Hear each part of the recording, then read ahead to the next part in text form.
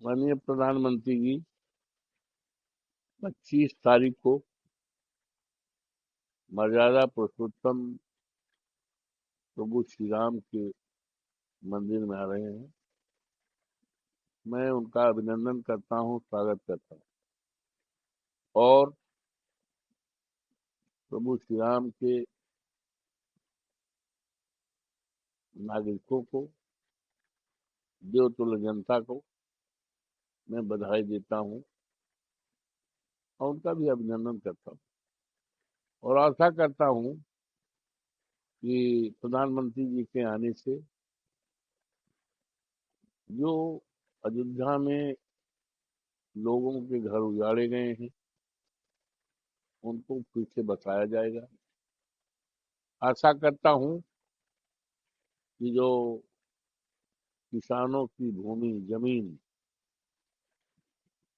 करोड़ों की करोड़ियों में ली गई है, उन्हें उचित मुआवजा देने का दरवाजा खुलेगा और जो बेरोजगार हैं, पढ़े लिखे जवान हैं, बड़ी बड़ी डिग्रियां लिए हैं, जिनकी संख्या लाखों में है, उनके आने से, प्रभु श्री राम के मंदिर में आने से, दर्शन करने से इन सभी प्रदेशवासी और देशवासियों को सरकारी नौकरी मिलने का दरवाजा और संकल्प लेंगे और मैं उनका अभिनंदन करता हूँ, स्वागत करता हूँ। यूं तो मुझे नहीं बुलाया गया, जबकि मैं सौभाग्यशाली हूँ, यहीं मैं पैदा हुआ हूँ और प्रभु श्री राम के मंदिर जब नहीं बना था तो साकेत महाविद्यालय में पढ़ता था, बीए पढ़ाई पढ़ता था और सप्ताह में एक आध दिन माता सीता जी के रसोई देखने जाता था। तो मेरा तो लगाव है और प्रभु की कृपा मेरे ऊपर है। 9 बार के विधायक और 6 बार के मंत्री और जनपद अयोध्या की जो 54 फैजाबाद सीट है, ये सीट चुनाव के पहले लोगों की निगाहें लगी थी और आज जब चुनाव हो गया तो पूरे देश और दुनिया में चर्चा है। तो ऐसी ये सब कुछ प्रभु श्री राम की कृपा से, हनुमान जी की कृपा से, देवतुल्य जो हमारे मतदाता हैं उनकी कृपा है, हमारे नेता माननीय अखिलेश जी की कृपा है, जिन्होंने सामान्य सीट से मुझे टिकट दिया और देवतुल्य जनता ने जिताया। तो हमें तो कार्ड मिलना चाहिए था, हमें तो पास मिलना चाहिए था। लेकिन मैंने सुना है, अभी कल जिलाधिकारी से भी मैंने बात किया कि भाई परसों होना है 25 को, हमारे पास तो कार्ड नहीं आया, पास नहीं आया और जबकि हमारा जन्मस्थली है, हमारा संसदीय क्षेत्र है, हम यहीं पैदा हुए हैं। तो उन्होंने कहा साहब ये तो जिम्मेदारी ट्रस्ट की है, ट्रस्ट वाले जिसको चाह रहे हैं उनको दे। तो ये भी सुना है कि बाहरी लोगों को ज्यादा है और जो यहाँ के लोग हैं और प्रभु श्री राम की जो जनता है उनको मौका नहीं मिला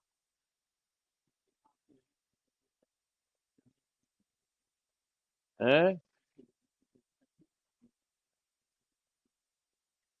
अरे भाई इच्छा तो क्या, हमें तो बुलाया जाए तो मैं नंगे पैर स्नान करके कपड़ा पहन के नंगे पैर पहुंचेंगे, नंगे पैर पहुंचेंगे। लेकिन अब पता नहीं क्या उनकी विचारधारा है, वो हमें इग्नोर कर रहे हैं। ये तो वही लोग जाने, ट्रस्ट के लोग जाने, जबकि प्रभु श्री राम सबके हैं, जन जन के हैं, गरीब के हैं, कमजोर के हैं, दलित के हैं, सबके हैं। प्रभु श्री राम में के राज में कभी डिस्टिंक्शन नहीं था, कभी भेदभाव नहीं था, सबको माने।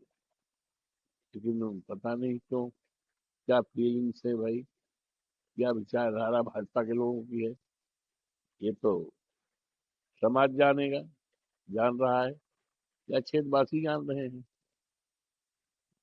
हम- हमें समझ नहीं आता क्यों नहीं बुलाया।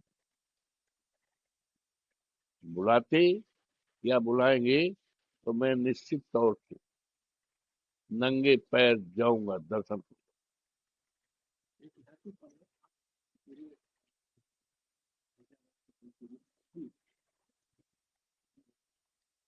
तो ये तो समझना चाहिए भाई, ये ट्रस्ट के लोगों को, भाजपा के लोगों को, जो अपने को अधिकारी मानते हैं कि राम हमारे ही हैं। यही तो बात है ना, जो राम पर का अधिकार मानते हैं, ये तो उनकी सोच होनी चाहिए। जबकि राम किसी एक के नहीं है, राम तो सबके हैं, हमारे भी हैं, आपके भी हैं, इनके हैं, सबके राम हैं। लेकिन ये तो कि राम हमारे ही हैं, राम को दर्शन के हम ही हकदार हैं, ये सोच भारतीय जनता पार्टी की। देखिए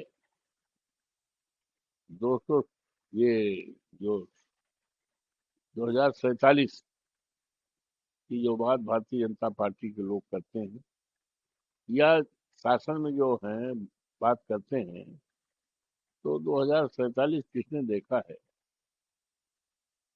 अगर ईमानदारी की बात कही जाए तो राजनीतिक पार्टियों का मैनिफेस्टो होता है, जिसे चुनाव घोषणा पत्र कहते हैं।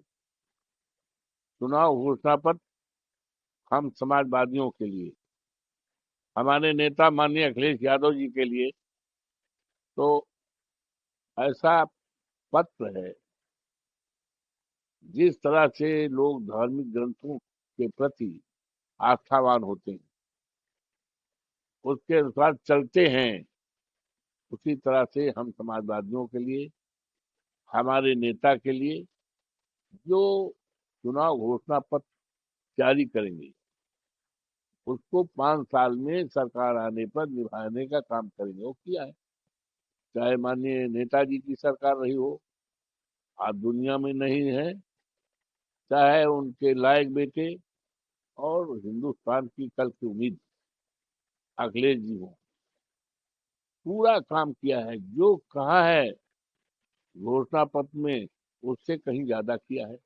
और भारतीय जनता पार्टी ने कुछ नहीं किया, कोई काम नहीं किया।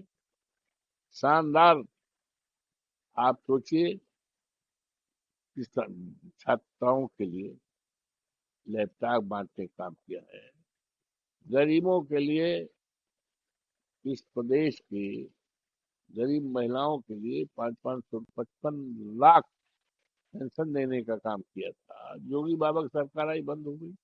किसानों के लिए काम किया था।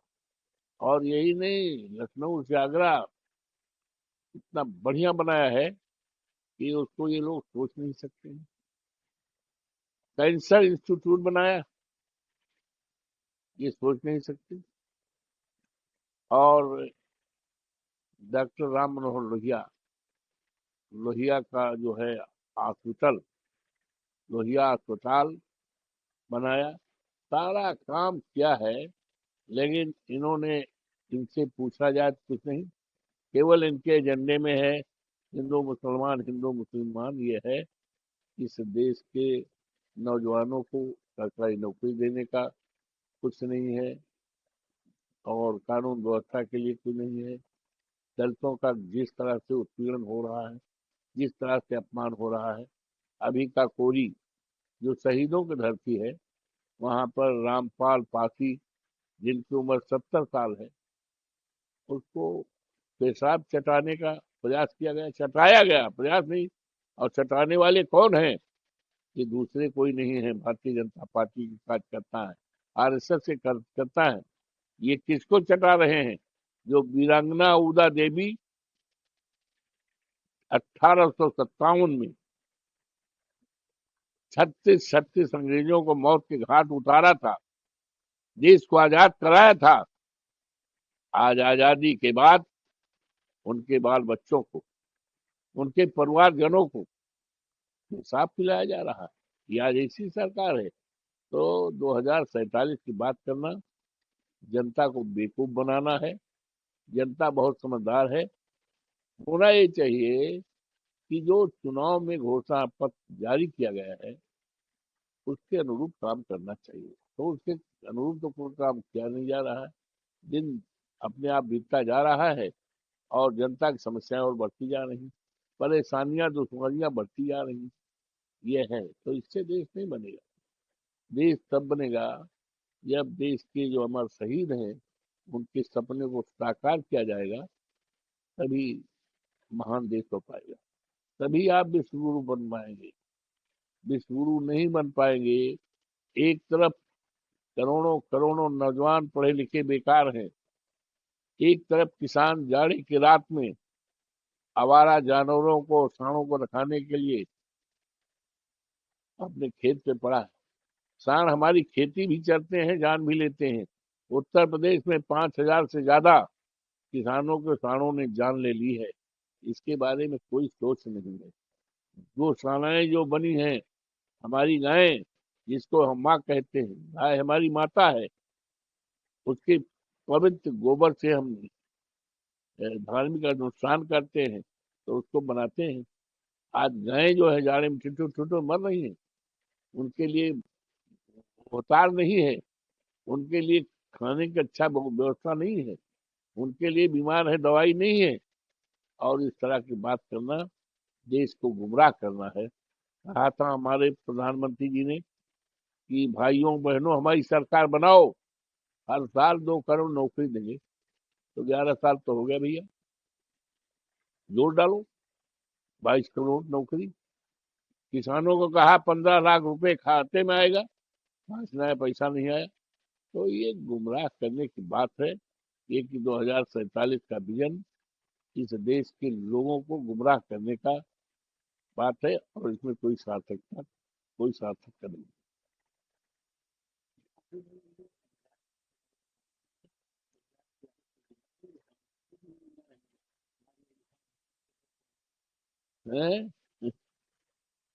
2047 किसने देखा भाई? कल किसने देखा है? कल किसने देखा है? कल कौन रहेगा कौन नहीं रहेगा? कल कौन रहेगा कौन नहीं रहेगा? आदमी के एक पल का ठिकाना नहीं है। और ये 2047 का हिसाब किताब बना रहे हैं। ये दुआ स्वप्न है, ये पूरी कल्पना है। इससे देश की गरीबी नहीं दूर होगी, इससे देश का विकास नहीं होगा, इससे देश के नौजवानों को रोजगार और सरकारी नौकरी नहीं मिलेगी, इससे कानून व्यवस्था ठिकाल नहीं होगी। ये तो पूरी कल्पना है, ये दुआ स्वप्न। देखिए है, मैं अपने देश के रक्षा मंत्री जी से सलाह कर देना चाहता हूँ कि चीन ने जो हमारी जमीन हथिया ली है, जो हमारी जमीन थी उसको पहले लें। तो इधर उधर की बात करें। पहले चीन ने जो हमारी धरती को हथिया ली, हमारी जमीन को हथिया ली, उस पर अधिकार कब्जा कर लिया है, पहले उसको छुड़ा लें तो इधर उधर की बात करें।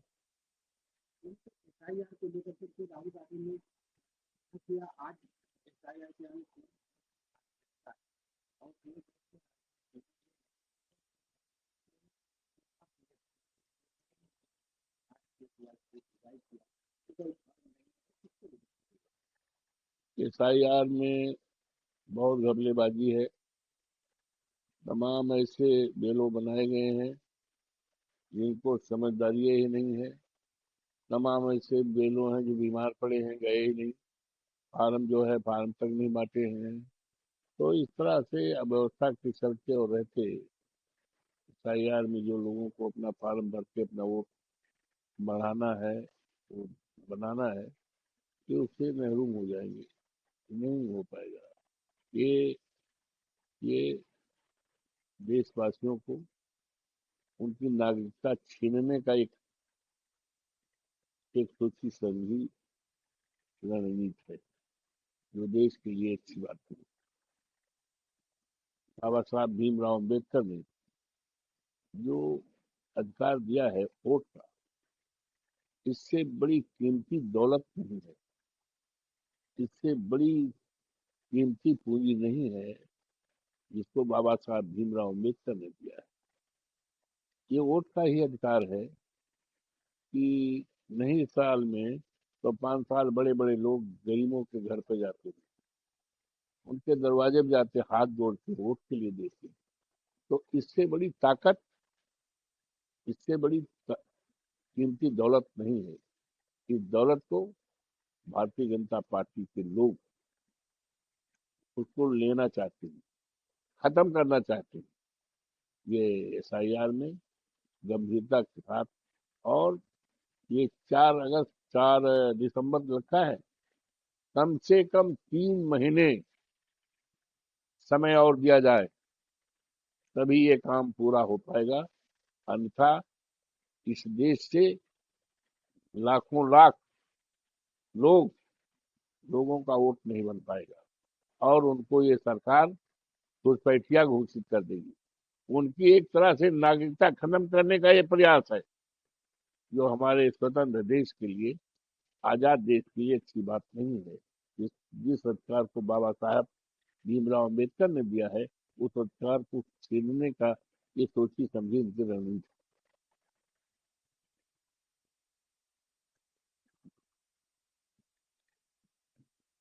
मंदिर पर झंडा फहराना, मैं इसका अभिनंदन करता हूँ, स्वागत करता हूँ। मैं उसका अभिनंदन करता हूँ, स्वागत करता हूँ। और जहाँ तक जिस भारत की कल्पना की गई है, वो भारत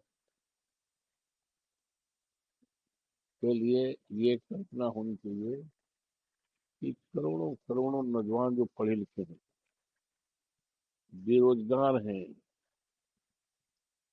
पढ़े लिखे हैं, डिग्रियां जला रहे हैं, उनके लिए रोजगार, सरकारी नौकरी देना। आज आजादी के इतने दिन हो गए, 77 साल, न जाने कितने लोग गरीब हैं जिनके पास मकान नहीं है, आसमान के नीचे सोते हैं, आसमान के नीचे सोते हैं, चाहे जाड़ा हो, चाहे गर्मी हो, चाहे बरसात। आज हमारे देश के लाखों लाख लोग ऐसे हैं, करोड़ों हैं, बीमार हो जाते हैं तो अस्पतालों में उनको दवाई नहीं मिलती है, अस्पतालों में भर्ती नहीं हो पाते हैं, ये कहा जाता है बेड नहीं। और न जाने कितने लोग इलाज, बिना इलाज के मर जाते हैं, कितने लोग भूखे सोते हैं। तो जब तक हमारा देश की आजादी का फल सबको नहीं मिलेगा, सबके पास घर हो जाए, सबके पास रहने का अच्छा है, खाने का है, कपड़े का सारा इंतजाम हो जाए, तभी हमारा देश, जो हमने राजनीतिक आजादी पाई है, लेकिन अभी सामाजिक आजादी और आजाद आर्थिक आजादी बात। राजनीतिक आजादी हमको मिली है, हम अपना 15 अगस्त मनाते हैं, 26 जनवरी मनता है, हमारा देश स्वतंत्र है, इसका हम देशवासियों के लिए गर्व है। हमारा देश का गौरवशाली इतिहास है, तो इतिहास और तभी और मजबूत होता जाएगा जब सबको इस देश की आजादी का फल मिलेगा। धन्यवाद जी। देखिए, ऐसा है, मैं तो कह रहा हूँ राम मंदिर बना है, इसका मैं स्वागत करता हूँ, अभिनंदन करता हूँ। लेकिन राम मंदिर केवल भारतीय जनता पार्टी के लिए नहीं है, राम मंदिर देश के सभी लोगों के लिए है, गरीबों के लिए है, कमजोरों के लिए है, दलितों के लिए है, पिछड़ों के लिए है, अल्पसंख्यकों। ये मंदिर सबके लिए है। प्रभु श्री राम किसी एक व्यक्ति के लिए नहीं थे, उनकी तो मर्यादा थी। तुलसीदास ने कहा भी है कि दैविक दैविक भौतिक तापा, राम राज काहू न व्यापा। तो राम के राज में तो किसी तरह का किसी को कष्ट नहीं है। और इन्होंने, भारतीय जनता पार्टी ने, तो प्रभु श्री राम की जो मर्यादा है उसको तोड़ने का काम किया, मर्यादा को विशुद्धित करने का काम किया है। तो राम किसी एक व्यक्ति के नहीं है, राम किसी के लाए हुए नहीं है। जो ये कहते हैं कि राम को हम लाए हैं, राम को हम उंगली पकड़ बैठाए हैं, नो बडी विल बिलीव। ये इस बात को कोई बिलीव नहीं करेगा कि राम को भारतीय जनता पार्टी के लोग लाए हैं। राम के साथ तो ये अपना राजनीति करते हैं। ये राम आस्था का विषय है, प्रभु श्री राम आस्था के विषय है, उनके साथ राजनीति नहीं करनी चाहिए। राम किसी व्यक्ति के नहीं है, राम सबके हैं।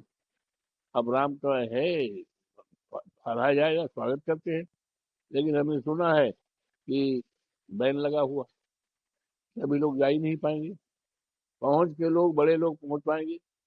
अरे हमें तक तो अभी कार्ड मिला नहीं भैया, जबकि कल है कार्यक्रम है, हम यहीं पैदा हुए हैं, यहाँ देवतुल्य जनता ने हमें सांसद बनाया है, देश दुनिया में चर्चा है, हमको तो अभी तक बुलाया नहीं भाई। तो क्या राम इन्हीं के हैं? क्या राम इन्हीं के हैं? अवधेश प्रसाद के नहीं है? या अवधेश प्रसाद के लोगों को नहीं है? तो राम को जो बांटने वाले लोग हैं, भगवान ने बचाओ इनका।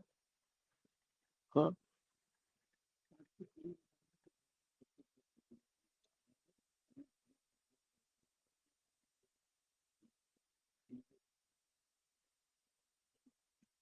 ऐसा है, ये किस तरह का हिंदू राष्ट्र की आप कल्पना करते हो, किस तरह का हिंदू राष्ट्र चाहते हो? आज हमारे देश के प्रधानमंत्री जी हिंदू हैं। आज हमारा जो हमारे न्यायपालिका के उच्चतम न्यायालय के मुख्य न्यायाधीश हिंदू हैं, लोकसभा के अध्यक्ष हिंदू हैं। हमारे उत्तर प्रदेश, जो देश के बराबर एक प्रदेश है, उसके मुख्यमंत्री हिंदू हैं। राज्यपाल महोदय हिंदू हैं। नेता प्रतिपक्ष लोकसभा हिंदू हैं। समाजवादी पार्टी के नेता अखिलेश जी हिंदू हैं। अवधेश प्रसाद हिंदू हैं, अयोध्या के सांसद। आखिर किस तरह का हिंदुस्तान आप चाहते हो, किस तरह के हिंदू राष्ट्र चाहते हो? उसका पहले रूपरेखा देना पड़ेगा कि हिंदू राष्ट्र में किसका क्या स्थान होगा, उसका मैप देना पड़ेगा। मैप दो, देश के लोग जाने कि किस तरह का ये हिंदू राष्ट्र चाहते हैं। सारा कारोबार जो है, सब जो है, हिंदू हैं। तो हिंदू की परिभाषा में क्या है, इस पर साधारण परिभाषा को पहले बताना पड़ेगा, इसका नक्शा देना पड़ेगा कि इनका प्रारूप क्या है हिंदू राष्ट्र का, तभी इस तरह की बात करनी चाहिए। आज सब, और ये देश जो आजादी की लड़ाई लड़ी गई है, उस लड़ाई में सब लोग थे, हिंदू थे, मुसलमान थे, सारे देश ने मिल करके। और हमारे देश की एक एक सूत्र है, अनेकता में एकता। ये बड़ा मजबूत सूत्र है। इस मजबूत सूत्र को भारतीय जनता पार्टी के लोग कमजोर करना चाहते हैं। इससे केवल सूत्र ही नहीं मजबूत होगा, हमारा देश कमजोर होगा।